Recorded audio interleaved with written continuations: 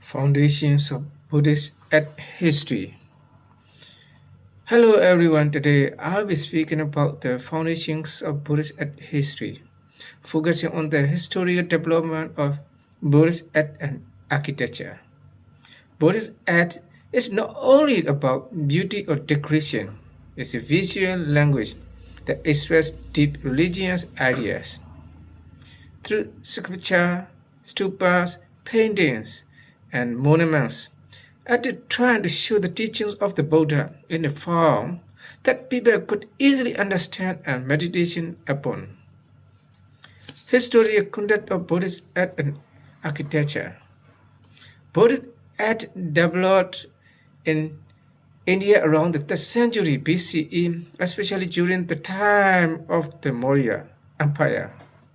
This period saw the constructions of the stupas, pillars, and monasteries as physical symbols of the Buddha's teachings. Buddhist architecture mainly focused on stupas, chatyas, and viharas. The stupa represent the Buddhist enlightenment and final liberations. The chatya halls were used for prayers, and the viharas served as living and teaching space for monks. Art and architecture work together to create scared environments that guide practitioner toward spiritual refreshings. Philosophy and artist expression. Buddhist philosophy deeply influenced artist expression. Key ideas such as impermanence, non-self, and compassion shape how artists design visual forms. Instead of showing the Buddha directly in the early period, artists use symbols like the Bodhi trees, the wheels of Dhamma, and empty throne. This symbolist forms encouraged viewers to think beyond physical appearance and understand deeper meanings. Thus, body art was not just decoration, but a tool for teaching and meditation. Early and classical Buddhists. Before Buddhism, the Indus Valley civilization created seeds, figurines, and scale symbols that influenced later artist traditions. This early culture practice prepared the ground of Buddhist visual language. In early Buddhist art, especially at Bahut, Sanji, and Amaravati, sculpture were iconized, meaning the Buddha was not shown in human form. Instead, narratives reflect to story from the Buddha's life. During the Maurya period, it became more monumental with polished stone pillars and lion capitals. Later, two major artist concerns appeared. The Gandhara school shows strong Greek and Roman influence, with realistic human figures, flowing robes, and with hair. The Madhya school developed a more indigenous Indian style, emphasizing spiritual strength and symbolist body forms.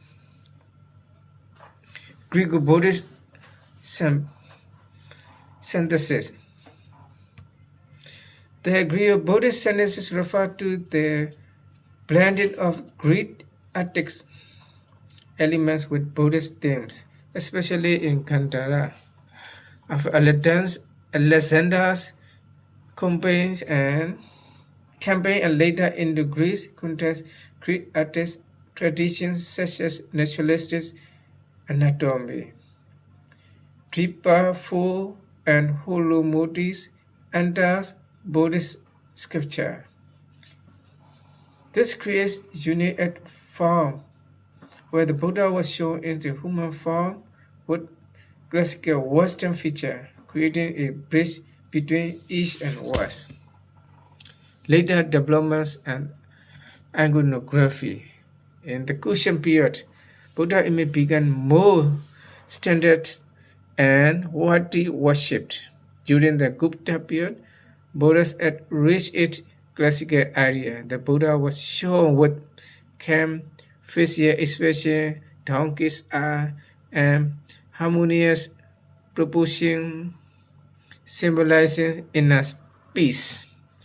In the Pala period, especially in eastern India, capture began more decorative and complex, with elaborate crowns and detailed carvings. Over time, the iconography of the Buddha evolved with regional styles. Gandhara show realistic Greco-Roman inspired forms. Material emphasize powerful India spiritual symbolism. Gupta has shown idealist spiritual perfection. In conclusion, Buddhist history shown as how spiritual ideas were transformed into visual form across centuries, from symbolism beginning to highly developed human image. Buddhist helps people understand and experience the teachings of the Buddha. Thank you for listening.